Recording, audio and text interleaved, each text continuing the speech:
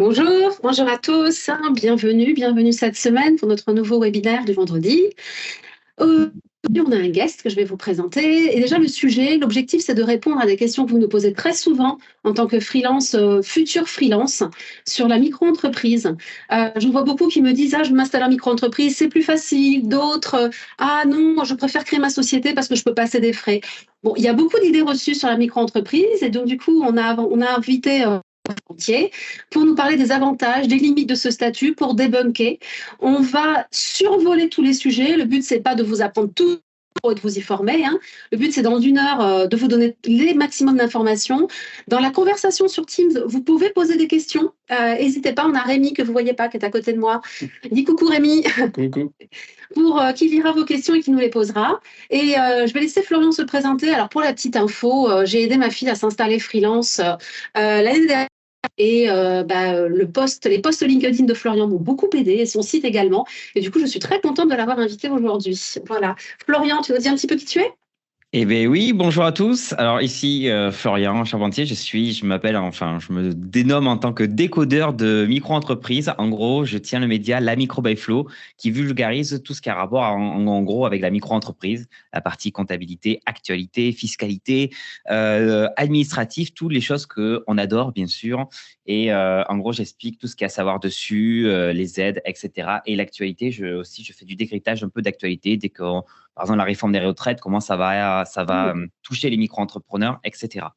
Et là, je suis en gros sur Facebook, YouTube, un peu TikTok et puis voilà. En tout cas, merci de l'invitation. Eh bien, ravi. Eh bien, on va attaquer avec les premières slides. Donc, du coup, on va passer les questions. Moi, je te pose des questions, toi, tu réponds. Et vous pouvez rajouter vos propres questions.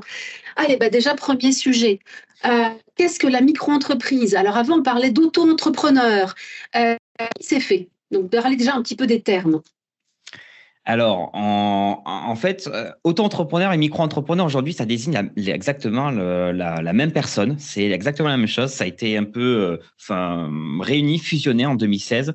Mais aujourd'hui, quand on parle de auto-entreprise ou micro-entreprise, c'est exactement la même chose.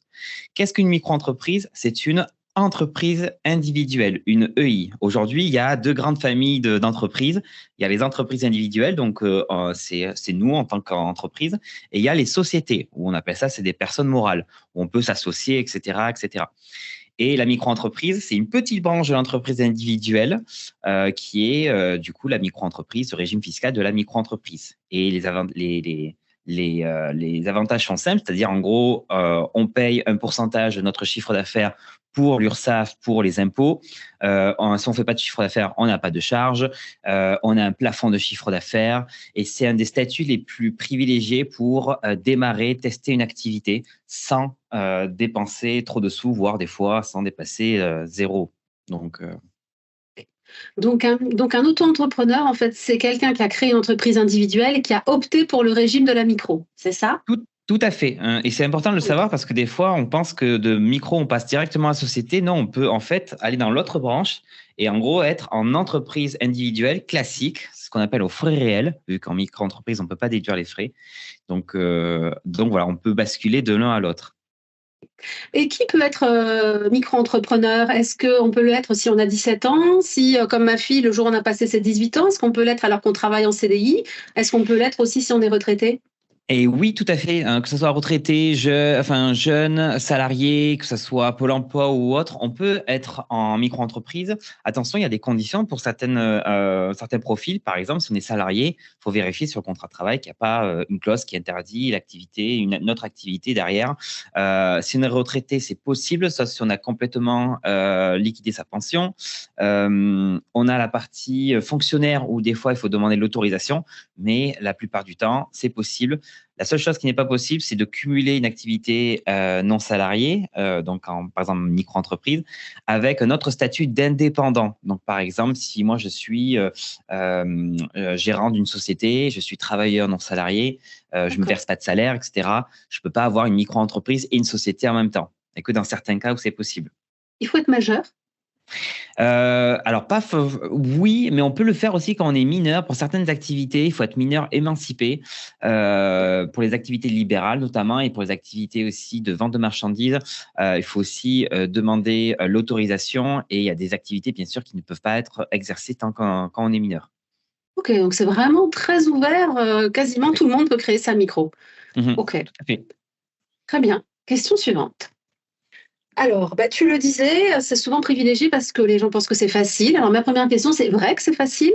Et souvent, on me dit, tiens, on peut le faire en une semaine. Est-ce que c'est vrai qu'on peut le faire en une semaine et comment on fait? Alors, on peut même le faire en 48 heures. Maintenant, ils ont accéléré un peu les formalités. Le Ouais. truc, c'est que c'est devenu un peu même trop facile. C'est-à-dire qu'aujourd'hui, il y a un formulaire à remplir en ligne et pour certains, il y a juste la photocopie de la pièce d'identité à donner. Pour d'autres, il y a quelques justificatifs en plus. Mais aujourd'hui, l'État délivre le SIRET, c'est-à-dire le numéro d'identification de l'entreprise, sous 24 à 48 heures. Des fois, ça peut aller à une semaine. Ça dépend des activités. Donc oui, c'est assez rapide et facile. Ça peut se faire 100% en ligne. Sur quelle plateforme? Alors, je pose la question parce que quand j'ai aidé ma fille à créer sa micro, on s'est retrouvé sur des sites qu'on a découvert ensuite que c'était payant. Après, on a vu qu'il y avait le site de l'URSSAF qui était gratuit. On était un petit peu perdus. Et bien effectivement, aujourd'hui, il y a un seul site officiel qui permet de faire la création de la micro-entreprise de façon gratuite.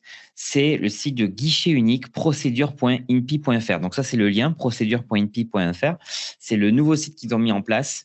Les anciens sites, vous allez voir, auto-entrepreneur.usaf.fr ne permettent plus la création. Et tous les autres sites qui vont vous demander de payer quelque chose, ce sont des sites privés, commerciaux, qui sont là pour vous aider à faire la formalité. Donc, si vous voulez vous faire accompagner moyennant une somme, c'est possible. Attention, il y a certains sites qui sont sérieux et d'autres qui sont pas vraiment sérieux. C'est-à-dire que des fois, il y a des abonnements qui sont vous engagez pour un abonnement derrière mensuel, vous ne savez pas trop. Donc, faites très attention sur les sites si vous voulez faire ça gratuitement et par vous-même sur le site guichet unique procédure.inpi.fr. Ok. Alors effectivement, au bout d'une semaine, on a reçu le fameux sirène, l'attestation Oui. sirène avec son numéro sirène là pour ma fille. Mhm. Et par contre, elle a reçu également assez rapidement un courrier, plus ou moins officiel, qui lui ont fait très peur. Est-ce que j'ai cru comprendre finalement que c'était des arnaques. Tu confirmes? Eh bien, alors oui, il y a des arnaques et il y a des courriers commerciaux qui jouent un peu avec les sigles officiels. Je prends un exemple. Quand vous inscrivez en micro-entreprise, vous donnez vos informations, donc, je veux dire la domiciliation de votre micro-entreprise. Souvent, vous le faites chez vous, le nom, le prénom, etc. Et après, ces informations, elles sont sur un annuaire qui est officiel où tout le monde peut aller consulter. Et il y a d'autres annuaires un peu plus privés qui vont aller récupérer ces informations. Et il y a des boîtes qui se sont dit, nous, on va aller contacter une nouvelle entreprise, on va récupérer toutes ces informations, on va leur envoyer des courriers. Donc, vous allez recevoir un courrier où il y a marqué, je ne sais pas moi, registre des entreprises. Pour finaliser votre immatriculation, veuillez payer tant. Et en fait, la plupart du temps, ce sont des offres facultatives, d'autres qui jouent un peu avec les cycles. Et il y a beaucoup d'arnaques. Enfin, donc, faites très attention. Quand je vous dis la création est gratuite pour les micro-entrepreneurs. Ok. Bon, donc c'est vrai, c'est facile, c'est gratuit et ça peut se faire même en 48 heures. Ça Tout à marche, fait. merci. Question suivante. Les papiers. Ah, la joie de la France, on est le pays le plus administratif que je connaisse. J'ai travaillé aux États-Unis et en Angleterre. C'était complètement. Alors, par rapport au fait de créer une société, Mhm. est-ce qu'il y a plus de papiers, moins de papiers? Est-ce que c'est facile à gérer? Est-ce que c'est plus facile de gérer une micro qu'une société, par exemple? Alors, je peux vous le dire parce que moi, du coup, je suis passé en société après 6 ans de micro, donc je vois la différence. La micro-entreprise, à côté de la société, il n'y a vraiment rien en termes de papier.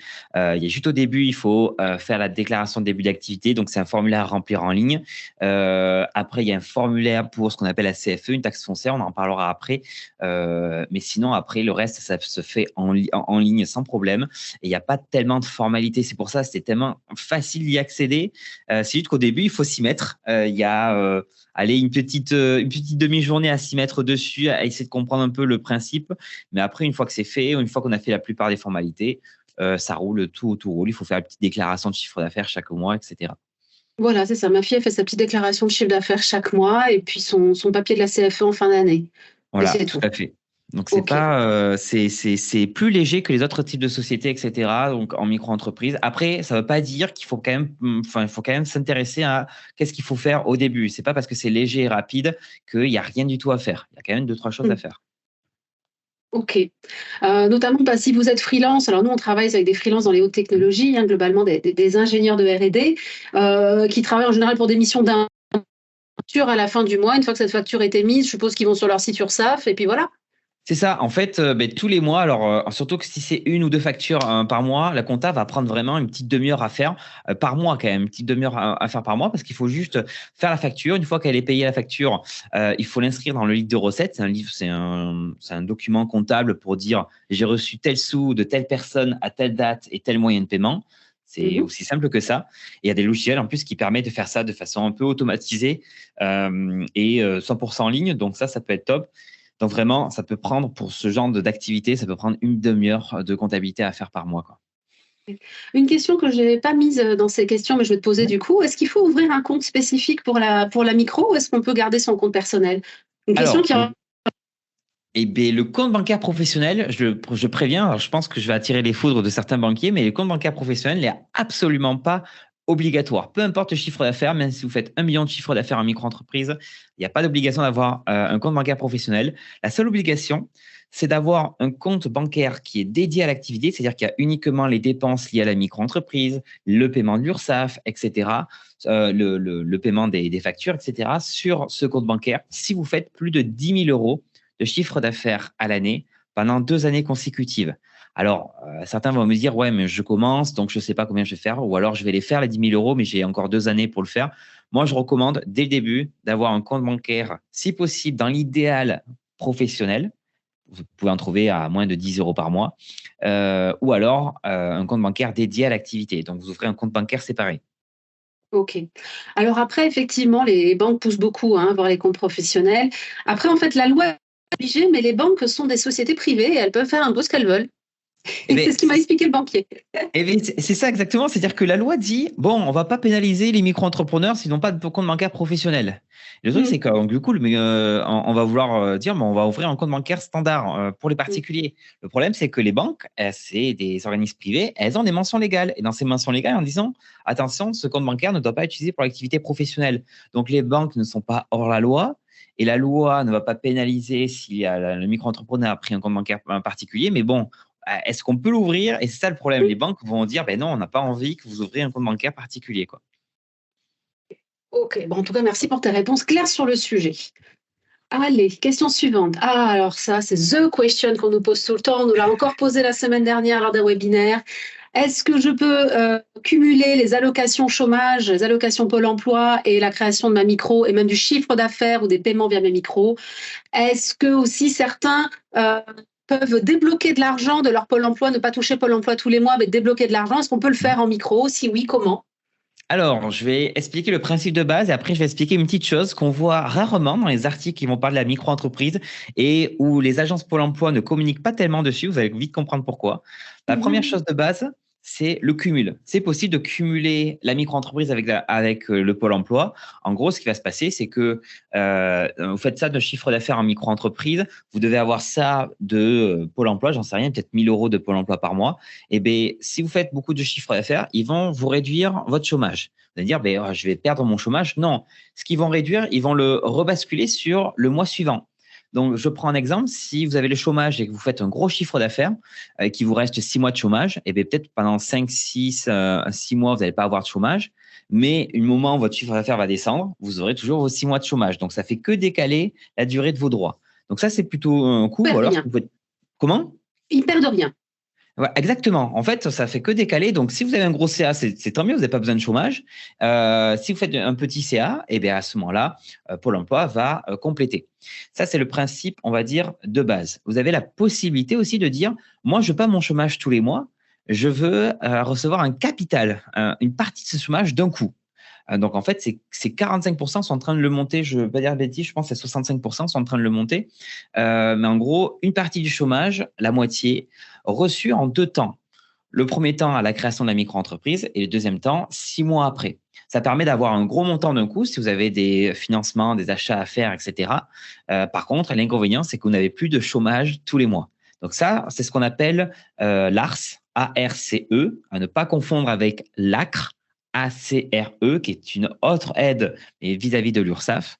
Donc là, pour le chômage, vous avez le choix de soit continuer à recevoir votre chômage tous les mois ou vous dire, je veux recevoir une grosse somme d'argent directement.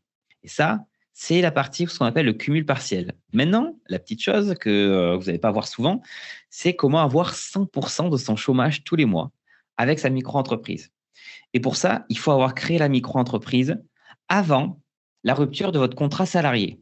Je prends un exemple. Aujourd'hui, si vous êtes salarié et en micro-entreprise, vous faites du chiffre d'affaires et que plus tard, vous perdez votre activité salariée, votre contrat, à ce moment-là, vous aurez, dans certaines conditions, le droit au chômage. Quand vous allez les inscrire à Pôle emploi, vous allez leur dire, j'avais une activité en micro-entreprise, j'avais une activité salariée, j'ai perdu l'activité salariée et il me reste que la micro-entreprise. Dans ce cas-là, ce qui va se passer, c'est que Pôle emploi, peu importe le chiffre d'affaires que vous allez faire en micro-entreprise, va vous verser 100% de vos droits. Et pour ça, il faut bien avoir créé la micro-entreprise au moins 2 mois avant la rupture du contrat de salarié, que vous puissiez bénéficier bien sûr du chômage. Et ça, c'est quelque chose qu'on ne voit pas forcément souvent, mais ça peut être intéressant si vous vous dites, mais moi, le chômage, j'aime bien l'avoir, je suis content de l'avoir, je sais que je vais faire beaucoup de chiffre d'affaires, donc autant que je crée avant, comme ça, je peux recevoir 100% de mon chômage, il n'est pas décalé, etc. Et j'ai fait tout un article parce qu'il y a quand même une ou deux conditions supplémentaires. Donc, mais c'est voilà, c'est une possibilité. Par contre, ça, c'est pas possible si c'est une entreprise, une SAS ou une URL, une SARL classique. Là, il faut la créer après s'être inscrit à Pôle emploi. Ah, exactement, tout à fait. Moi, je prends vraiment le cas ici où De la micro. Ouais, que le cas de la micro, exactement. Et en société, c'est exactement l'inverse. Si elle est créée avant, vous n'avez rien. 0 plus 0, la tête à Toto. C'est ça, la société, c'est l'inverse, parce que du coup, en fait, c'est une question, vous versez un salaire ou pas, et si vous ne versez pas de salaire, Pôle emploi va vous verser 100%. Mais comme il n'y a pas de notion de salaire en micro-entreprise, la micro-entreprise, c'est différent. Eh ben, c'est très intéressant, en tout cas, ce petit truc. Je ne le savais pas. Merci beaucoup de m'avoir appris. Ça marche. Donc, la réponse est on peut cumuler. Alors, on va parler sous, on continue. Facturation. Donc, comment ça se passe la facturation? Est-ce qu'on peut prendre un bon vieil Excel face à facturation sur un bout de papier? Est-ce qu'il y a des mentions obligatoires légales? Oui, alors la facturation, vous pouvez le faire. Alors, c'est possible dans l'effet de le faire sur un bout de papier, le faire sur Canva, j'en sais rien et tout. Par contre, je ne le recommande pas parce qu'il y a beaucoup de mentions à mettre sur les factures. Surtout, en plus, si vous travaillez avec des professionnels, des entreprises, il y a des mentions supplémentaires à indiquer. Il y a des logiciels aujourd'hui qui existent et certains qui sont gratuits, certains sont payants et qui permettent d'avoir toutes les mentions légales. Il faut vous dire, c'est une quinzaine d'euros par mention légale oubliée sur une facture et multiplié par le nombre de factures, vous avez oublié ces mentions légales. Donc, utiliser un logiciel, c'est très important. Et plus vous aurez des mentions légales, plus vous allez protéger aussi la partie relation commerciale avec votre client. Parce que dans les mentions légales de la facture, il y a les pénalités de retard, les frais de recouvrement de 40 euros, etc. Et si vous oubliez ces mentions, eh bien, votre client il peut dire je m'en fous de pas payer la facture. Donc, la facturation, c'est exactement la même que sur les sociétés, etc. Sauf qu'en micro-entreprise, vous ne facturez pas la TVA.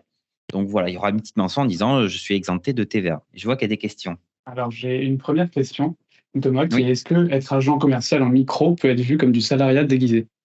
Non, surtout que la plupart des agents commerciaux, ça vous pourrez demander aux futurs agents commerciaux que vous croisez, sont en micro-entreprise la plupart. Ça arrange les agents, enfin les agences immobilières, mais la plupart des agents commerciaux en immobilier sont en micro-entreprise.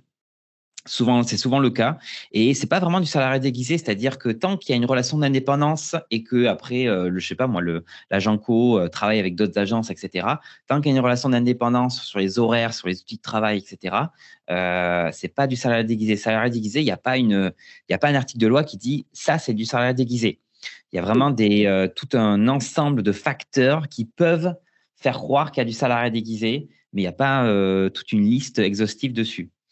Alors, j'ai une deuxième question de Bégonia. Oui. Est-ce qu'il y a d'autres aides à la création d'entreprise autres que l'ACRE et l'ARS? Alors, il y a l'ACRE, j'en ai pas parlé. Donc, ACRE, c'est l'exonération de 50% de cotisation sociale pendant 4 trimestres civils. Et ça, vous l'avez, si vous faites la demande, en gros, vous devez être soit indemnisé par Pôle emploi, soit avoir moins de 30 ans. Soit avoir moins de 20 et être non indemnisé, soit avoir moins de 25 ans et vous pourrez faire cette demande. Attention, pour l'ACRE, ça marche sur des trimestres civils et ça, c'est très important ce que je vais vous dire parce que ça va changer votre date de création de micro-entreprise. Si vous aviez commencé le 14 mars, votre micro-entreprise, en faisant la demande de DACRE, ils vont vous dire, vous avez droit à l'ACRE pendant 4 trimestres, dont le trimestre actuel. Donc, ça veut dire qu'il vous reste 15 jours pour finir le trimestre actuel et après, vous avez 3 trimestres d'exonération.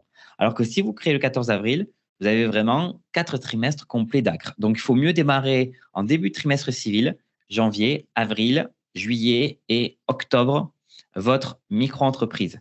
Donc, il y a l'ARS, qui est une partie du capital du chômage qui est versé en 2 temps.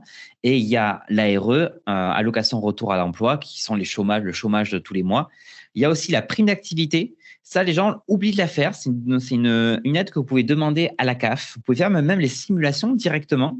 En gros, pour vous donner une ordre d'idée, la prime d'activité, c'est une aide qui est donnée si vous travaillez ni trop, ni pas du tout. Donc, c'est vraiment, il ne faut pas que vous gagniez trop, il ne faut pas que vous gagniez rien du tout. Mais c'est une aide qui peut aller jusqu'à 573 €. Et pour vous donner un exemple, moi, à un moment, quand j'étais micro-entrepreneur, je faisais 2000 € de chiffre d'affaires, je faisais aussi du consulting et j'avais, alors moi, c'était 80 € de prime d'activité. Alors, pour moi, c'était pas grand-chose. Après, 80 € aujourd'hui, on se fait un plein d'essence. Mais pour d'autres personnes, il y avait 200 € ou 300 €. Donc ça, il faut faire la simulation sur le site de la CAF. Ok. Dès qu'on parle sous, tout de suite, tout le monde est là. Tu parlais de la TVA en disant qu'on ne facture pas la TVA en micro. Oui. Moi qui travaille avec des ingénieurs qui facturent 400-500 € la journée, ils arrivent assez rapidement à un certain seuil et puis tout d'un coup, ils m'envoient plein de mails affolés en me disant j'ai dépassé le seuil de la TVA le mois dernier, du coup, il faut que je refasse mes factures, etc. Est-ce que tu peux nous dire un peu assez clairement ce qu'il en est de cette histoire de TVA en micro ? Alors, pour la TVA, je vais vous donner un conseil que vous n'allez pas voir du tout sur les sites à droite à gauche. C'est dans le cas où vous allez facturer beaucoup, enfin, vous allez démarrer, faire une forte année, ou alors que vous allez facturer que des sociétés, des entreprises, etc. Je vous invite pratiquement tout le monde à passer à la TVA directement, sans atteindre les plafonds. Le plafond, il est de 39 100 €. Là, je vais y arriver, 39 100 € encaissés de chiffre d'affaires pour pouvoir passer à la TVA, mais vous pouvez le faire bien avant. Comme ça, vous l'avez fait avant, vous êtes tranquille, vous allez pouvoir vous dire, OK, je ne m'occupe plus des plafonds parce que du coup, c'est bon, maintenant, je suis passé à la TVA. Et vous allez me dire, mais quel avantage de passer à la TVA? L'avantage, c'est que pour les entreprises sur lesquelles vous allez facturer, ça ne va rien changer pour elles. Elles vont pouvoir la rembourser, la déduire la TVA. Donc, aujourd'hui, que vous facturez 100 € ou 100 € ou 120 €, l'entreprise derrière, en face, elle s'en fout, elle va pouvoir la récupérer. Mais pour vous, vous allez pouvoir surtout récupérer la TVA sur tous vos achats. Si demain, je prends un exemple, vous lancez, vous dites, allez hop, je vais me lancer en tant que consultant, j'ai besoin d'un MacBook, j'ai besoin, je ne sais pas moi, d'une caméra, j'ai besoin d'un micro, j'ai besoin, je ne sais pas, de logiciels ou autre. À ce moment-là, vous allez pouvoir récupérer la TVA sur tous ces investissements, tous ces achats. Alors que en micro-entreprise, si vous ne facturez pas la TVA, vous ne pourrez pas la récupérer, cette TVA. Donc, si par contre on est avec des particuliers, là c'est différent, les particuliers ne peuvent pas le récupérer. Mais moi qui travaille avec des ingénieurs directement, les 39 000, si on prend des prestations à 500 € moyenne 20 jours, au bout de 4 mois, ils y sont en fait. Et des fois, ils ne se rendent pas compte qu'ils l'ont traversé avant. Et du coup, je vais t'envoyer une facture pour facturer la TVA. Je dis, c'est pas possible ça. Tu m'envoies pas une facture là-dessus, ça n'existe pas. Donc oui, on a dû faire un peu sioux pour y revenir. Donc le conseil, je note, si vous êtes par exemple ingénieur en R&D, vous allez facturer, vous le savez, des gros montants, que vous allez y arriver durant l'année, vous passez directement à la TVA. Vraiment, alors ouais, et même en termes de formalité, la TVA, elle n'est pas si compliquée à gérer. Enfin, moi, j'ai fait plein de tutos dessus, mais elle prend autant de temps. Alors, peut-être 5 minutes de plus que la déclaration de chiffre d'affaires à l'URSSAF. Et il faut vous dire que vraiment, en termes de formalité, vous n'avez pas payé plus de taxes. C'est souvent ce que je vois. Souvent, les gens disent, mais si je facture la TVA, je vais payer plus de taxes. Non, parce qu'en fait, les taxes que l'URSSAF et les impôts, c'est sur le chiffre d'affaires hors taxe, c'est-à-dire sans la TVA. Donc, peu importe si vous la facturez ou non, vos cotisations sociales et votre impôt seront exactement le même. Possible de récupérer la TVA sur un scooter. Alors, et c'est tout bête, mais si derrière, c'est justifié pour l'utiliser pour l'activité professionnelle, bon, consultant comme ça, quand on fait tout ce qui est consulting ou autre, c'est assez rare de justifier. Après, ils vont demander des contrats, si ça a été acheté avec un contrat professionnel auprès d'une concession, des choses comme ça. Donc ça, il faut faire quand même attention parce que bon, ils savent que ce genre d'activité, c'est souvent à distance, quoi. Donc, il faut faire un peu attention à essayer de ne pas récupérer surtout non plus. Donc, alors, j'ai une autre question. Oui. Pour avoir l'ARS, il faut avoir déjà eu 1 mois de chômage ou on peut directement enchaîner fin de contrat alternance micro. Alors, l'ARS, en fait, comme ils disent que c'est un capital du chômage, il faut pouvoir bénéficier du chômage. C'est-à-dire que si on sort du contrat à l'alternance, alors je ne sais plus maintenant si on sort si c'est en rupture directement du contrat, c'est un CDD, l'alternance, je ne me dis pas de bêtises. Est-ce que derrière, on a forcément le chômage ou pas? Si c'est le cas, eh bien oui, tu pourras demander l'ARS à ce moment-là. C'est-à-dire que tu finis ton contrat à l'alternance. Ah oui, alors tu t'enchaînes alternance et micro-entreprise. Eh bien non, parce qu'en fait, ce qui se passe, c'est que si tu as créé ta micro pendant ton contrat d'alternance, quand tu vas t'inscrire à Pôle emploi, à ce moment-là, en fait, alors déjà, il faudra voir est-ce que tu auras eu l'ACRE. C'est ce qui est le plus important, c'est l'ACRE. Pour pouvoir demander l'ARS, ARCE, il faut que tu aies pu avoir l'ACRE, ce qui est l'exonération de cotisation à l'URSSAF. Donc, à ce moment-là, tu vas voir Pôle emploi, tu leur dis, ben voilà, est-ce que j'ai l'ACRE ou pas? Si tu as l'ACRE et que tu peux avoir le chômage, tu peux demander à ce moment-là peut-être d'avoir l'ARCE. Mais c'est après l'inscription à Pôle emploi. Et c'est ça, exactement. De toute façon, ça va se faire une fois l'inscription à Pôle emploi pour la demande. Bah, parfait. Allez. Ah, dès qu'on parle sous, on a des questions. Question suivante. Alors oui, ça aussi, on est sur des qui vont falloir facturer 10 000 € par mois et ils me disent cette année je vais dépasser le chiffre d'affaires et là ils sont dans une certaine angoisse parce qu'ils savent que leur statut de micro va peut-être sauter. Est-ce que tu peux nous dire un petit peu ce qu'il en est? Alors, est-ce qu'il y en a qui ont prévu de faire 1 million de chiffre d'affaires? Et si c'est le cas, je vous rassure, vous allez pouvoir rester en micro-entreprise. Oui, oui, même si on fait 1 million de chiffre d'affaires. C'est possible de rester en micro. En fait, le plafond, il est de 77 700 €. Ça, c'est le plafond pour la micro-entreprise. Et ce plafond, il est hors taxe. Donc, si vous facturez à TVA, prenez uniquement la partie hors taxe. Vous pouvez dépasser ce plafond une année sur deux. Donc, je prends un exemple. Vous démarrez cette année, vous faites 200 000 € de chiffre d'affaires. Il n'y a rien qui vous empêche de rester en micro-entreprise l'année suivante. Si l'année suivante, vous refaites 200 000 €, vous devrez sortir volontairement vous-même de la micro-entreprise en 2025. Par contre, si en 2024, vous faites 70 000 €, donc vous êtes en dessous des plafonds, vous restez en micro-entreprise. Il y en a qui s'amusent un petit peu à faire comme ça, à prendre 6 mois de vacances, etc. et tout. 6 mois, Donc Bali, une année ça, sur deux. oui, et ça, c'est important. Et un autre truc, le plafond de chiffre d'affaires en micro-entreprise, il est proratisé. Ça veut dire que plus vous allez commencer tard dans l'année, plus, en fait, vous allez rapidement dépasser le plafond qui est proratisé. Je prends un exemple. Il est de 77 000 pour une année complète. Mais si vous créez en milieu d'année, si vous créez en fin d'année, en fait, le plafond, il ne va pas être 77 000, il va être très, très, très, très bas. Et imaginons si vous démarrez en novembre, décembre et que vous faites 20 000 € de chiffre d'affaires ou même, je pense, même 10 000, ça les passe. Et bien, quand vous allez passer en 2024, ils vont considérer que déjà 2023, vous avez dépassé le plafond proratisé. C'est-à-dire que vous aurez le droit qu'à un dernier dépassement en 2024. Donc ça, c'est le conseil. Essayez de démarrer le plus tôt possible dans l'année. Du coup, ce passage en EI, c'est volontaire. Je t'ai bien entendu que tu as bien précisé, c'est pas automatique.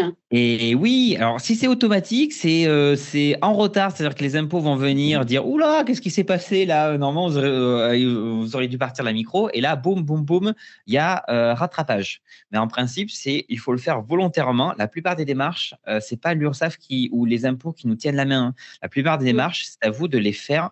Donc du coup, s'il y a un dépassement sur les deux années, ou alors s'il y a passage à la TVA, si vous dépassez les seuils pour facturer la TVA, et bien à ce moment-là, c'est à vous de faire les démarches. Si les impôts reviennent vers vous ou l'URSSAF revient vers vous, c'est jamais bon signe. C'est à ce moment-là, c'est qu'eux, ils se sont rendus compte que vous n'avez pas fait les démarches.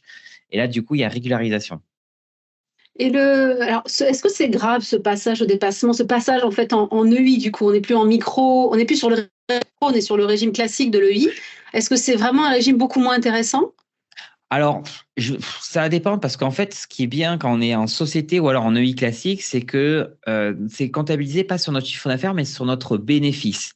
Je prends un exemple. Aujourd'hui, si je fais du consulting et en fait, j'ai pas de charge, j'ai absolument zéro charge. Bon, c'est rare hein, parce qu'on se déplace toujours, on a toujours du matériel, etc.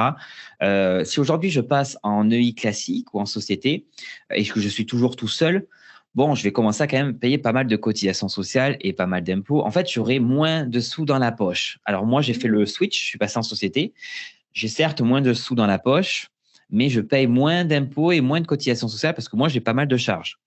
Si demain, vous voulez vous associer avec quelqu'un, c'est mieux de passer en société. Si demain, vous avez beaucoup de frais, et quand je parle de frais, ça peut être aussi la sous-traitance. Imaginons que vous travaillez sur un gros projet et que plutôt qu'être plusieurs à facturer votre client, vous voulez prendre en charge les frais, c'est-à-dire que vous faites une facture finale, enfin une facture globale, et vous travaillez avec un ami à vous qui fait, je sais pas moi, qui va travailler sur le projet, sur une autre partie du projet, et bien vous pouvez faire une facture globale et dire, bon, moi j'ai facturé 2000 euros à mon client, mais il y a 500 euros qui est la sous-traitance, eh bien je vais payer des cotisations que sur la différence, la marge, enfin pas la marge, le bénéfice, donc les 1500.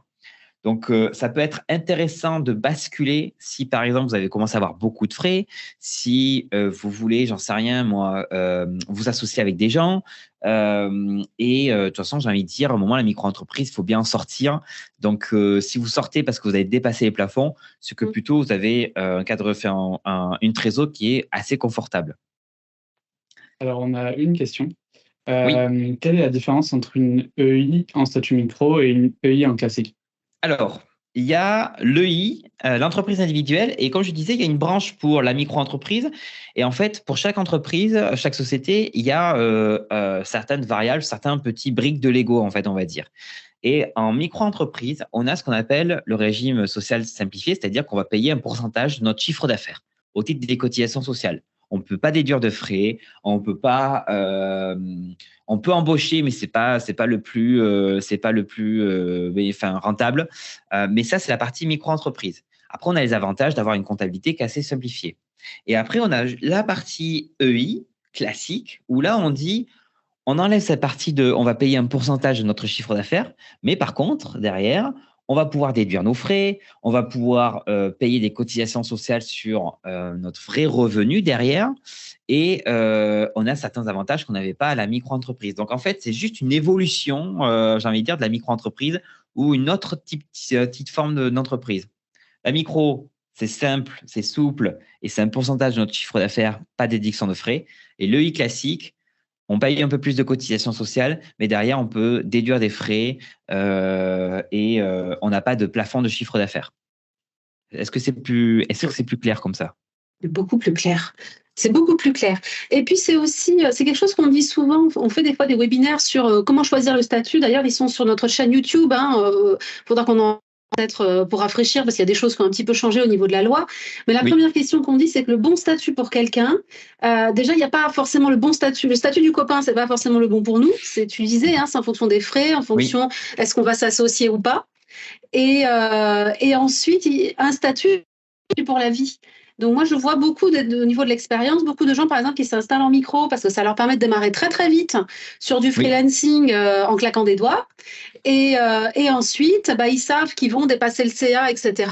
Et au bout de 2 ans, sur une URL, par exemple, c'est le statut pour eux qui leur correspond, ou alors ils passent sur du portage salarial pour pouvoir recapitaliser et récupérer du chômage. Et ainsi, ils évoluent sur les statuts. D'ailleurs, il y a des webinaires où on a fait témoigner plusieurs freelances. Il y en avait un qui était en micro-entreprise et qui allait changer pour une URL. Il y en avait un qui était passé par la micro et qui était venu finalement au portage salarial. Et on voit que les gens bougent. Il y a des... ouais, exactement. Je ne sais pas du tout si c'est possible. Juste, j'avais une petite slide peut-être à montrer si les gens veulent. Je ne sais pas si je peux partager d'écran. Bon, ça va partager. On va faire. Oui, tu peux normalement. Vas-y. Un onglet. Vous allez voir. C'est vraiment, ça va être encore plus simple pour comprendre. J'ai fait un petit truc sur les structures. Donc là, on a à gauche. Je ne sais pas si on le voit là ou pas. Normalement, je pense que. Est-ce qu'on voit ma slide?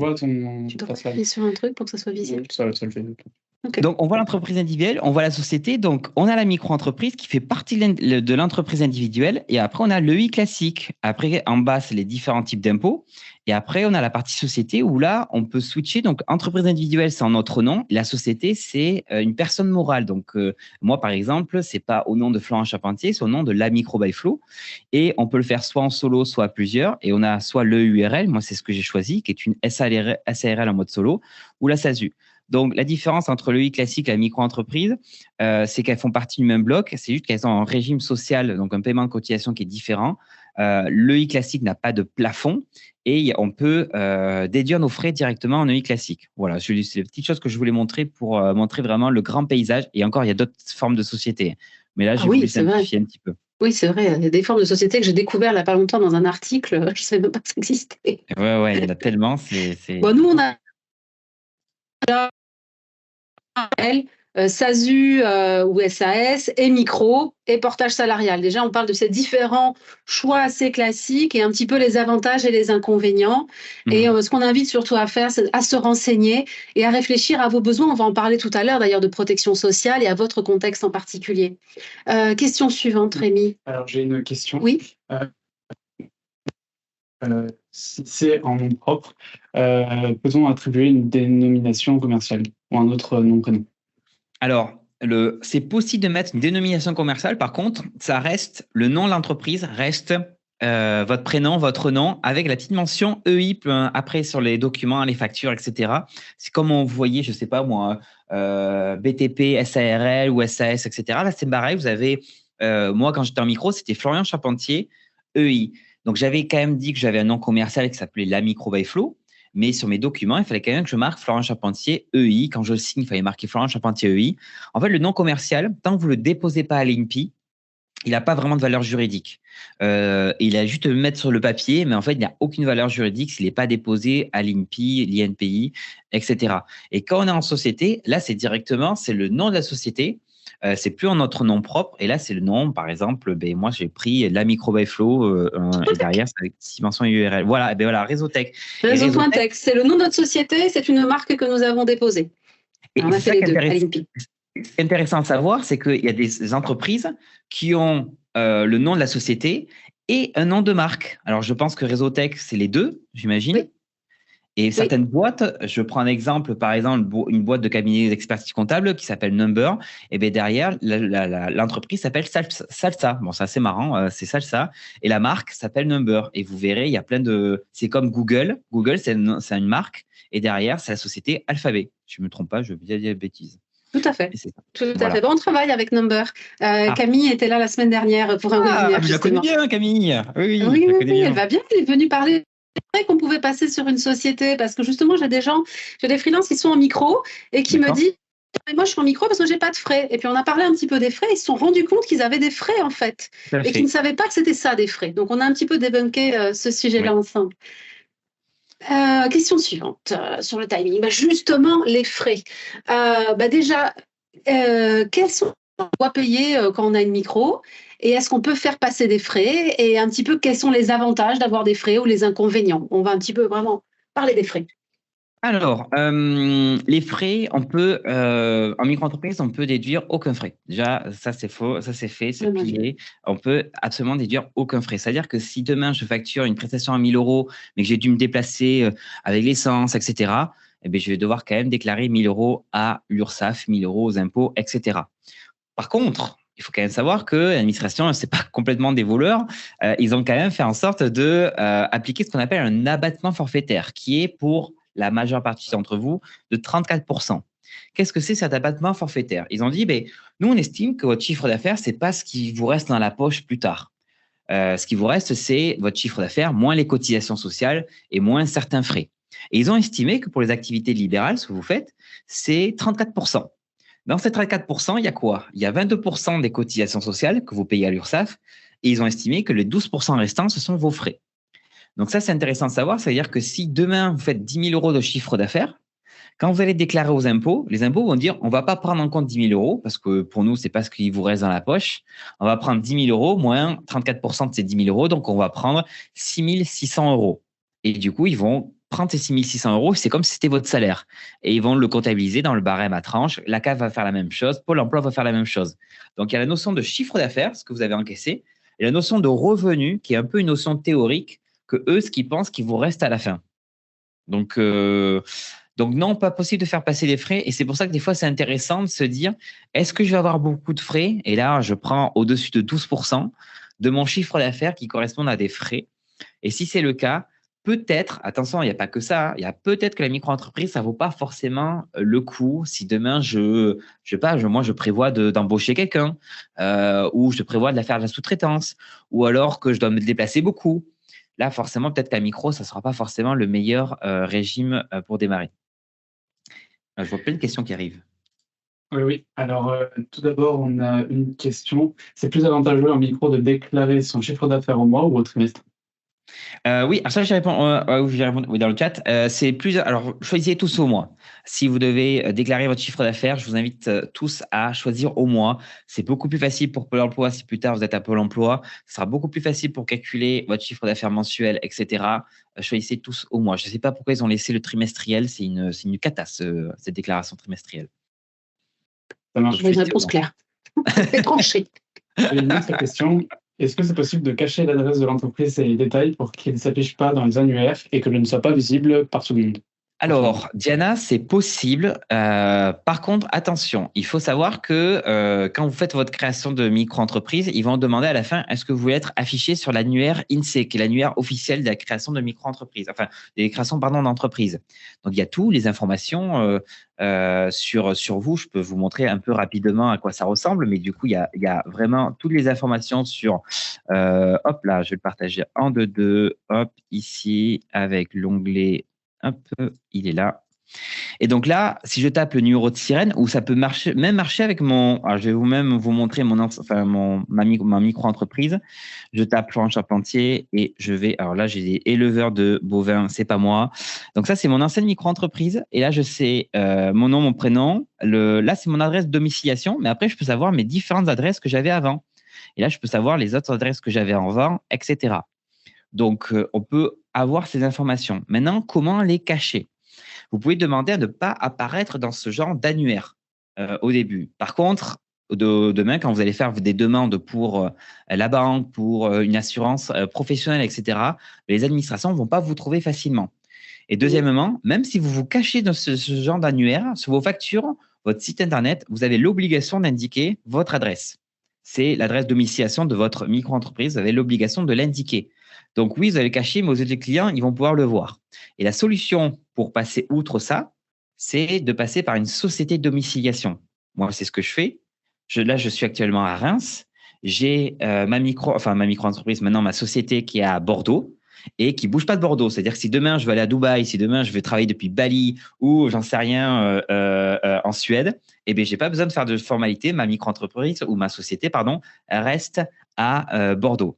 Donc ça, c'est plutôt la société de domiciliation, c'est une vingtaine d'euros par mois pour vous, voilà, pour vous dire en termes de montant. Alors moi, ce que je dis aussi, c'est quand les gens ne se sont pas inscrits, ont coché cette fameuse case pour être cachés. Déjà, des fois, quand ils vont travailler avec nous, on leur demande tous leurs papiers et on leur redemande leur sirène. Des fois, ils arrivent même à le récupérer tout seuls parce qu'ils ne se retrouvent plus. Moi, quand je vais dans société.com, Papers et tous les annuaires, je ne les trouve pas. Donc, en fait, je leur dis, moi, je ne travaille pas avec vous tant que je n'ai pas un papier qui me prouve une société active, que vous avez bien, pardon, pas une société, que vous avez bien une micro-entreprise active. Et ils se retrouvent très embêtés parce qu'ils ne sont plus nulle part, en fait. Donc, je déconseille en tout cas fortement de faire ça parce que pour montrer patte blanche, vous ne pouvez plus montrer patte blanche. C'est ça. Et aussi une chose, attention, dans certains cas, si vous êtes locataire, attention sur vos bails, il peut y avoir indiqué que vous n'avez pas le droit de domicilier votre micro-entreprise dans l'adresse de votre propriétaire, donc l'adresse où vous résidez. Donc ça, il faut faire très attention dans les clauses du bail aussi. Moi, par exemple, là, dans le bail dans lequel je suis, il y a cette clause-là, je n'ai pas le droit de domicilier mon adresse ici. Donc faites très attention à ce genre de choses. Et je vois d'autres questions qui sont arrivées, du coup. J'ai une dernière petite question et après on peut passer à la suite. C'est à moi de faire la déduction ou c'est l'administration qui avait fait la déduction? Ah, pour les 34% d'abattement, alors dans 90% des cas, ça sera à eux de le faire. Les impôts, en fait, ils le font. Donc là, vous déclarez le chiffre d'affaires. L'URSSAF, il n'y a pas de déduction à faire. La CAF, des fois, ils vous demandent avec, des fois sans. Pôle emploi, pareil. Certaines agences demandent avec et certaines agences demandent sans. Donc, c'est un peu le cacafouillage en fonction des interlocuteurs que vous avez.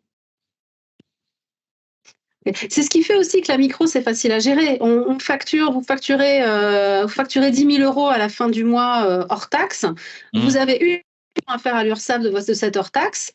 Bon, la TVA, si vous êtes à la TVA, et derrière, vous n'avez pas besoin de donner vos justificatifs de frais, etc. Vous avez un abattement forfaitaire, du coup, sur les 10 000, 2 200 euros, et hop, roule ma poule. Tout à fait. Ça marche. Question suivante. Quelles sont les échéances sociales et fiscales? Ah, notre pays. Ça y est, le site des impôts a ouvert. J'ai vu que tu avais fait un post d'ailleurs, Florian, ce matin. Oui, j'ai fait un post sur la déclaration de revenus. Alors, je vais quand même rassurer la plupart des gens qui nous regardent pour toutes les formalités, c'est-à-dire Pôle emploi, la CAF. Je suis en train même de faire un chatbot pour la création de la micro-entreprise. J'ai fait une vidéo dessus. Pour toutes les formalités, aussi la CFE, les impôts, bref, tout ce qui a un rapport avec les micros, j'ai fait des vidéos, des articles et des chatbots vraiment qui sont ultra précis, personnalisés. Donc vraiment, la charge administrative, vous la posez. Moi, je m'occupe de tout. Et donc, du coup, en termes d'échéances sociales et fiscales, il faut retenir, on va dire, les 3 choses. La première, c'est la déclaration de chiffre d'affaires. À faire tous les mois, dans votre cas, tous les mois, faire la déclaration. Ça vous prend 5 minutes et c'est plié. La déclaration de revenus, la partie impôt, c'est une fois par an. Donc, pas l'année de création, mais les autres années, faire la déclaration de revenus pour dire voici ce que j'ai gagné en chiffre d'affaires l'année dernière. Et après, il y a la CFE, où la première année, on fait une déclaration de CFE. Et les autres années, il faut juste surveiller ce qu'on appelle l'avis de CFE sur l'espace professionnel impôt.gouv.fr.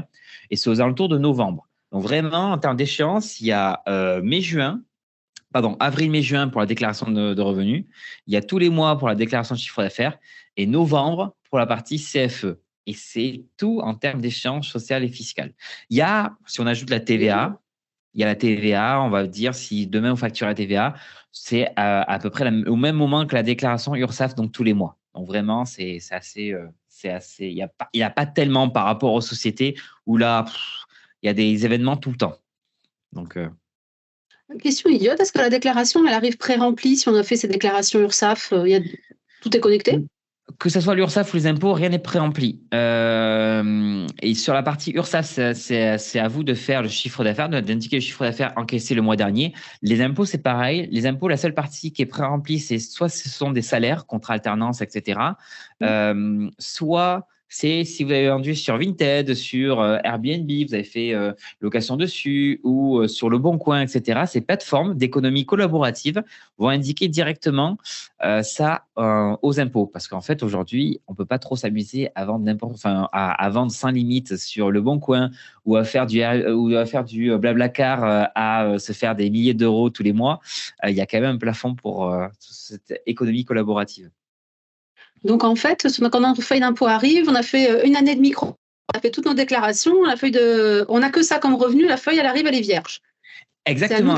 Enfin, ça se fait en ligne. Encore, on est heureux, ça se fait en ligne. Mais on peut demander à l'URSSAF un document qui s'appelle l'attestation fiscale, qui dit voici tout le chiffre d'affaires que vous avez déclaré en 2022. Et comme ça se fait en 2 temps, 3 mouvements. C'est ça. Ah, c'est bien ça. Ça, c'est un bon truc. Exactement. Alors, j'ai une question. Peut-on garder du CA sur le compte bancaire et se verser le salaire pour payer moins d'impôts? Alors, il faut oublier la notion de salaire en micro-entreprise. Il n'y a pas de notion de salaire. Ça veut dire que il y a votre chiffre d'affaires, vous payez votre URSSAF, vous payez votre impôt, vous payez vos dépenses, etc. Tout le reste, c'est dans votre poche. Vous en faites ce que vous voulez. C'est-à-dire que les impôts, ils vont prendre en compte votre chiffre d'affaires moins l'abattement, mais en fait, ils vont pas prendre en compte ce que vous versez en salaire. Vous n'avez pas payé de cotisation sur ce que vous versez. Moi, ce que je recommande de faire, c'est que vous avez votre compte bancaire, vous recevez les sous. Vous payez l'URSSAF, vous payez les impôts, etc., vos dépenses, et vous faites un virement, j'appelle ça de la rémunération, une fois par mois, comme ça vous fait un peu votre salaire, entre guillemets, attention, je dis bien entre guillemets, et moi, c'est ce que je faisais, c'est que je me versais 1 500 euros sur mon compte bancaire personnel, mais je n'avais pas payé de cotisation dessus, je n'avais pas payé d'impôts dessus, ce que je paye, c'est déjà sur mon chiffre d'affaires. Donc, si demain, vous voulez utiliser 80% de votre chiffre d'affaires et vous les versez dans votre poche, c'est aussi possible. Attention, par contre, si demain, après, vous avez des dépenses à faire ou autre, il faut quand même garder un peu de trésor sur votre compte bancaire. Donc, peu importe le nombre de virements que vous faites ou autre, vous êtes déjà taxé sur votre chiffre d'affaires et en termes d'URSSAF et d'impôts. Donc, faites ce que vous voulez une fois que vous avez tout payé, quoi. Puis, c'est un compte personnel, hein, donc c'est votre Donc l'argent qui arrive, c'est le vôtre. Alors que dans une société, c'est un compte de société, l'argent qui arrive, c'est pas le vôtre, c'est celui de, Et par c'est exemple, de ça. Réseau Plantech ou la Et c'est très micro-MyFlow. bien, c'est très bien de faire la différence, parce que maintenant que je suis passé en société, je peux pas me verser autant que ce que je faisais en micro-entreprise. C'est-à-dire que dès que je commence à tirer des sous de la boîte, allez bim, je paye des cotisations, allez bim, des impôts. Donc c'est un peu compliqué. On est bon pour ça. On a d'autres questions? Ouais, on a une autre question. Et on déclare exactement le montant indiqué sur l'attestation fiscale donnée par l'URSSAF. Pour les impôts? Pour les impôts. Oui, en fait, l'attestation fiscale, je pense que je l'ai aussi, je peux le montrer un petit peu. C'est un document qui dit voici tout ce qui a été déclaré l'année dernière. Et après, il faut déclarer. Alors, il faut bien avoir déclaré auprès de l'URSSAF. Il ne faut pas se tromper sur les lignes à déclarer. Et du coup, il y a une petite attestation fiscale que je l'ai ici, mais ça c'est 2019. Oh, 2021. Allez, on va mettre 2021. Si on peut l'afficher, ça serait top. Hop là, je vais vous le montrer pour vous montrer quand même à quoi ça ressemble, cette histoire. Hop. Partager, tac, tac, tac.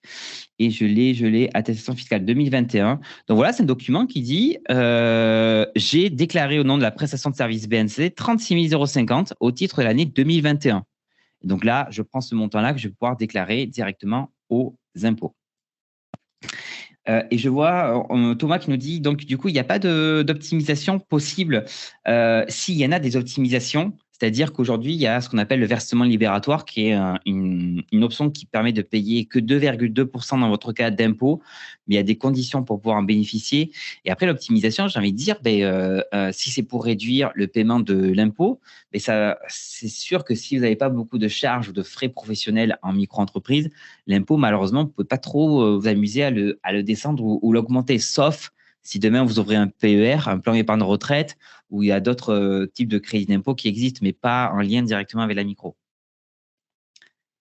Et je vois Thomas qui dit je serai largement au-delà des 26 000 €. Mais top, franchement. Et alors, 26 000 €, tu ne factures pas encore la TVA. Après, tu peux la facturer bien avant. Mais c'est déjà très bien si tu es au-dessus des 26 000 €. Alors, je ne sais pas si tu parlais en termes de chiffre d'affaires ou de ce que tu veux te verser. C'est pas. Ça dépend. Mais ouais, c'est vrai qu'en termes d'optimisation, la micro-entreprise, c'est un peu bloqué. Il y a un ou deux trucs qu'on peut optimiser, mais après, c'est pas aussi flexible qu'une société ou autre où on peut là vraiment s'amuser à tirer des vérins, j'ai envie de dire, pour optimiser la partie sociale, fiscale, etc. Question suivante. Donc, les échanges sociaux, c'était assez facile. Oui, ça, c'est Eric. Si tu as déjà 3 conseils à donner ou quelles sont les 3 erreurs que tu as vues. Tu as parlé, par exemple, si on sait qu'on va faire des gros chiffres d'affaires, on passe directement à la TVA, on ne se prend pas la tête à passer de pas TVA à TVA. Mais quelles sont les 3 erreurs que tu as vues? Alors, la première, c'est un peu une évidence, mais c'est la partie, le manque d'information. Il y a beaucoup de gens qui se lancent comme c'est trop facile, trop rapide. Ils vont trop vite et ils se disent, je m'inscris. Moi, j'ai des gens qui s'inscrivent et qui 2 mois après me disent, bon, Florian, je me suis inscrit, je vais savoir qu'est-ce que je vais avoir à payer. Et là, je leur dis, petit problème de timing. Donc, vraiment, prenez le temps. Vraiment, ça, si vraiment vous posez le dessus, une demi-journée, même 4 heures grand max, où vous pourrez balayer la plupart de la base de la micro-entreprise et ça sera très, très bien sur les plafonds, sur ce que vous allez payer, etc. 4 heures grand max, j'ai envie de dire. Concernant les autres erreurs, c'est le versement libératoire. Il y a beaucoup de gens qui disent, surtout sur LinkedIn, faites attention, il y a des influenceurs qui disent il faut absolument opter pour le versement libératoire. Non, pas forcément, parce que dans certains cas, ça vous rend imposable de base. Dans certains cas, vous n'avez pas les conditions nécessaires pour pouvoir opter pour cette option. Et le problème, encore une fois, c'est pas l'État qui va vous le dire, ou alors ils vont vous le dire que 2-3 ans plus tard, en disant vous devez nous rembourser et on va vous faire payer des impôts en plus. Donc première erreur pour moi dans le formulaire, c'est le versement libératoire. Faites très attention, vérifiez si ça vaut le coup ou pas. La deuxième, c'est concernant les charges. Prenez le temps de voir quelles sont les charges que vous allez avoir. Est-ce que vous avez la sous-traitance? Est-ce que la micro-entreprise, c'est vraiment le statut, le régime idéal pour vous? Pour la plupart, oui, mais si vous allez faire la sous-traitance ou des choses où vous avez beaucoup de frais, là, attention à ça. Et la troisième, j'ai envie de dire, c'est aussi la partie comptabilité. Il y a beaucoup de gens qui ne tiennent pas leur compta. Alors, il y a des logiciels pour pouvoir le faire, mais moi, j'ai des gens qui m'ont dit au bout de 2 ans, je n'ai pas de livre de recettes. Et ça, si en cas de contrôle, ça peut être gênant en sens qu'il n'y a rien pour prouver que ça vient de telle facture, de tel endroit, etc. Donc vraiment, armez-vous en termes de compta. Il y a des choses qui coûtent soit gratuits ou qui sont à peine à 5 euros par mois pour pouvoir faire la facturation, la comptabilité, etc. Et il y a parfois aussi des besoins d'assurance. Il y a des gens qui oublient de prendre des assurances, des choses comme ça. Donc, je vais dire, faites attention à ça. Et la TVA, bien sûr, la TVA, je recommande de la facturer si vous travaillez qu'avec des entreprises.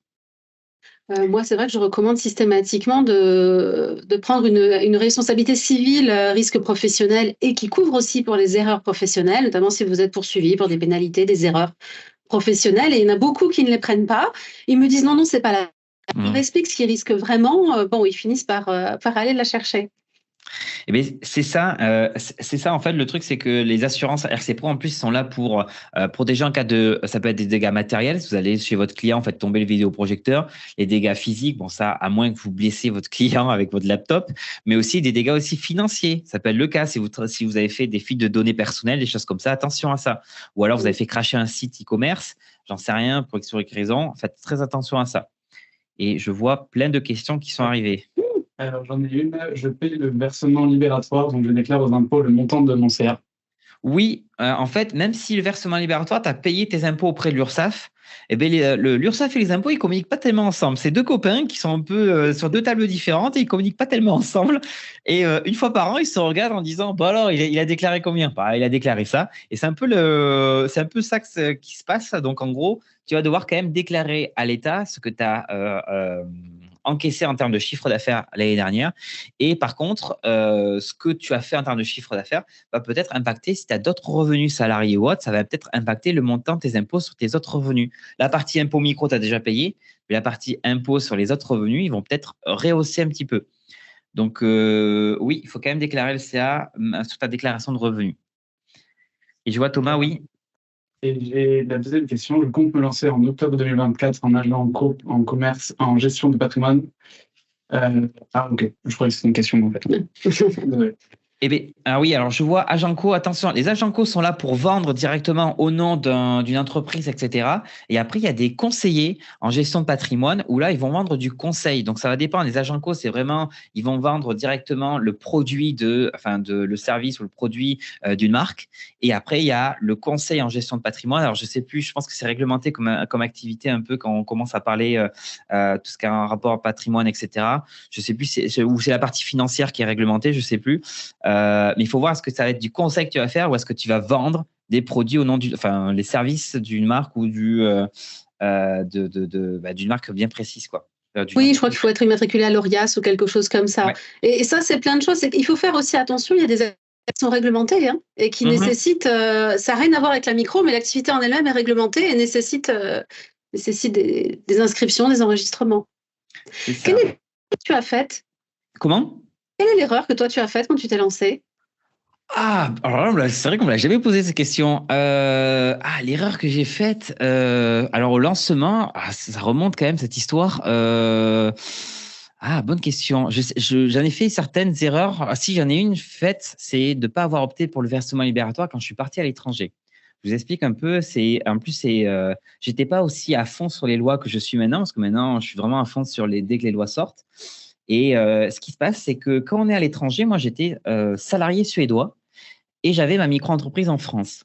Et l'État fait en sorte que si on a la plupart de nos revenus, notre activité principale est exercée à l'étranger, c'est-à-dire qu'on a nos revenus à l'étranger, même si j'ai des revenus en France, l'État va dire « je vais imposer tes revenus français à 20% de base ». Bim. Alors que je faisais pas beaucoup de chiffre d'affaires, j'en faisais à peine 20 000. Donc, si on enlève l'abattement, je n'aurais pas dû payer d'impôts si j'étais en France. Mais par contre, vu que j'étais à l'étranger et que j'avais un salaire suédois, l'État a dit, boum, allez, 20% en plus. Le truc, c'est que moi, je ne savais pas cette histoire-là. Et c'est quand je suis rentré en France que l'État m'a dit, eh bien voilà, vous me devez 20% sur telle année. Si j'avais pris le versement libératoire, j'aurais eu à payer que 2,2%. Donc voilà, c'était encore une petite loi qui était cachée, etc. Ça fait quand même 10 fois plus. Et ouais, donc c'est un peu, c'était un peu dérangeant, quoi. Donc ouais. Une erreur aussi, c'est peut-être de créer sa micro-entreprise en fin d'année. Il ne faut pas créer Faut pas J'en la vois créer fin beaucoup. décembre, plutôt la créer début janvier? C'est ça. Alors moi, j'avais pas fait cette erreur-là, mais je vois qu'il y a des gens qui créent leur micro-entreprise en fin d'année, novembre, décembre, qui font beaucoup de chiffres d'affaires. Et là, ça peut porter préjudice dans le sens que, par exemple, pour la partie TVA et la partie plafond de chiffre d'affaires, c'est proratisé. Et en fait, ils se rendent pas compte. Ils se disent, bah, ils continuent leur année. Et 2 ans plus tard, il y a l'État qui revient voir en disant, bah, attendez, là, ça fait 2 ans que vous avez dépassé. Ah ben non, non, j'ai pas dépassé, j'ai fait que 3 000 euros ou 4 000 euros. Oui, mais 3 000 euros ramenés sur 12 mois, vous avez dépassé le seuil ou le plafond. Et bim, allez, régularisation. Donc, Ça marche. donc On a voilà. encore d'autres questions? On arrive au bout, je crois. On arrive au bout. Si vous avez des... Ah, si. Ah, si, ça, c'était ma petite question à moi. Oui. C'était si je suis malade. Alors, je ne parle pas forcément de 8 jours, mais je témoigne. J'ai vu quelqu'un qui s'est carrément croisé là et qui a dû avoir plusieurs mois de rééducation avec Oui. une impossibilité complète de travailler. Et puis aussi la question de la retraite. Donc, un petit peu tout ce qui est protection sociale. Grand sujet, la retraite, actuellement. Alors, ouais, je vais faire, parce que là, c'est vraiment tout un sujet. La partie maladie. La partie maladie, vous êtes indemnisé comme les salariés. Attention, vous avez la protection sociale, c'est-à-dire que pour le remboursement des médicaments, c'est comme les salariés, même si vous faites qu'un euro de chiffre d'affaires. Et pour la partie consultation médecin, c'est la même chose. Attention, je parle remboursement de base. Je ne parle pas de la mutuelle complémentaire. Parce qu'en micro-entreprise, c'est facultatif. C'est-à-dire que si demain, vous ne voulez pas avoir de mutuelle, vous n'aurez pas de mutuelle. Par contre, vous ne serez pas super bien remboursé. Si vous avez un arrêt maladie, attention parce que les arrêts de travail, les arrêts accidents de travail, c'est pas trop pris en charge en micro-entreprise. Mais en arrêt maladie, ils vont prendre en fonction de votre chiffre d'affaires. Ils vont pouvoir vous indemniser, mais ça passe de 0 à 56 euros par jour. Et si vous avez fait peu de chiffre d'affaires, il y a souvent, vous allez avoir 0 euros. Donc ça, c'est très important de faire du bon chiffre d'affaires.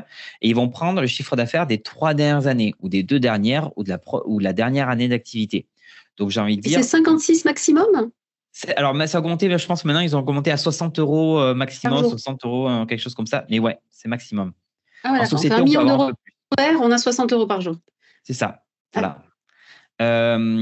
Et pour la retraite, vous cotisez à la retraite de base et la retraite complémentaire, c'est un peu un flou sur la retraite complémentaire parce que certains ne cotisent pas dessus.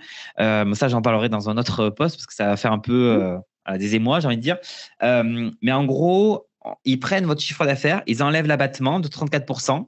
Et sur ce montant qui reste et vos revenus, le meilleur de votre retraite, c'est que 50% de ce montant-là. Et ces 50%, vous divisez par 12 parce que vous recevez votre retraite tous les mois. Donc, il ne reste plus grand-chose tous les mois.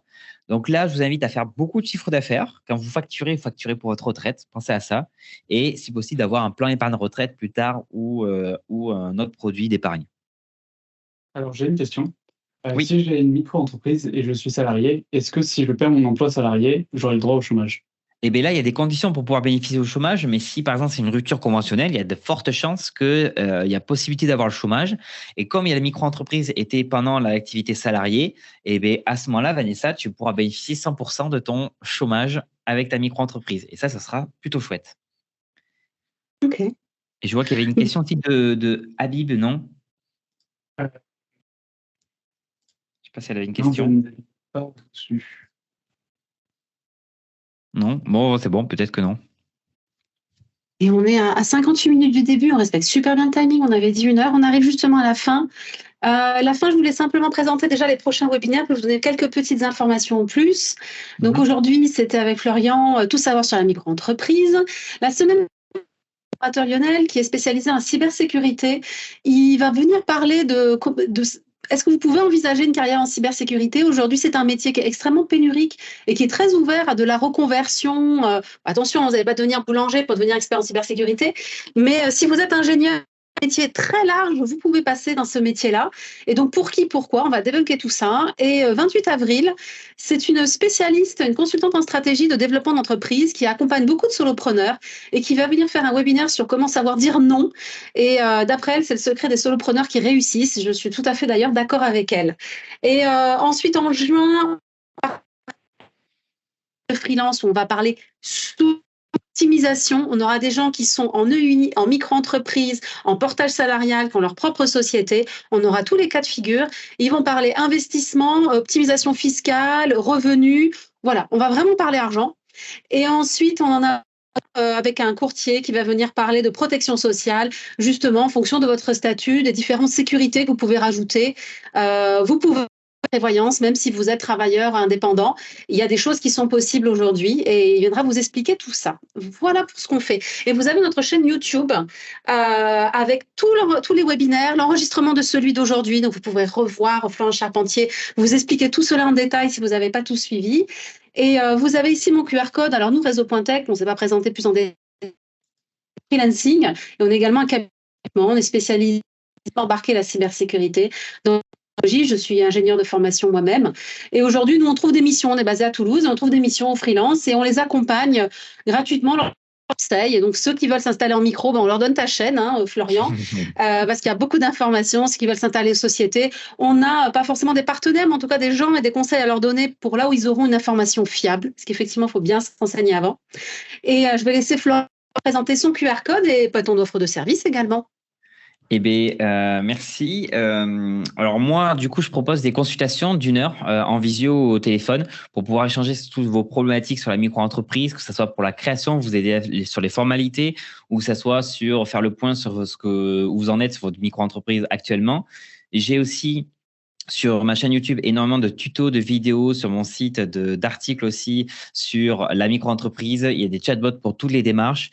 Et je propose aussi un genre d'abonnement sans engagement où vous pouvez poser toutes vos questions. Si vous avez la moindre question sur la micro-entreprise, moi j'y réponds. C'est un peu le SAV micro, c'est un peu ça. Donc voilà, en gros, ce que je propose, c'est il y a beaucoup de conseils sur la micro-entreprise. Et là, je suis en train de voir pour aussi parler un peu des statuts de société, etc. Parce que moi, j'ai fait la bascule et je sais qu'il y a beaucoup de gens qui se posent la question comment on fait la bascule. Donc voilà, je vais commencer à faire un peu des infos dessus. Donc voilà, en gros, on retrouve tout sur lamicrobyflow.fr. Et j'ai vu, oui, que tu as une calculatrice. Je trouve ça très intéressant, une calculatrice pour pouvoir un peu comparer les différents statuts. Ça manque énormément, ça. J'en ai pas trouvé d'équivalent. Eh bien, c'est pour ça. Moi, je me suis rendu compte qu'il n'y a pas l'équivalent. Donc, je me suis dit, je vais faire le mien. Et puis voilà. Et je vois que la réponse de Thomas, la question, les tarifs. Alors, moi, 1 heure de consultation, je suis à 120 € Alors, TTC, c'est pour ça que je parle de TVA. C'est-à-dire que vous pourrez récupérer la TVA. Donc, ça vous coûtera que, entre guillemets, 100 € après déduction de la TVA de l'État.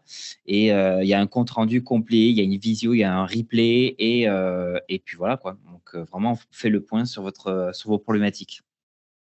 Et quand donc ma fille elle a reçu son premier avis de CFE papier et qu'elle a eu un grand étude, je dois t'avouer que tu l'as. Donc c'est ta plus grande fan. Dès qu'elle a une question sur sa petite modeste, je crois que ses revenus sont 300 € par mois, mais quand on est étudiant, ça met quand même du beurre dans les épinards. Oui. Et elle va sur ton site et elle a toutes les réponses et c'est super et je trouve ça génial. Moi, je vois des jeunes comme ça à 18 ans qui ont leur petite entreprise, leur petit business et son petit frère. Figure-toi qu'il attend ses 18 ans pour créer la sienne, pour aller faire du service en informatique. Toute la famille va être en micro. Bon, en tout cas, merci beaucoup, c'est gentil.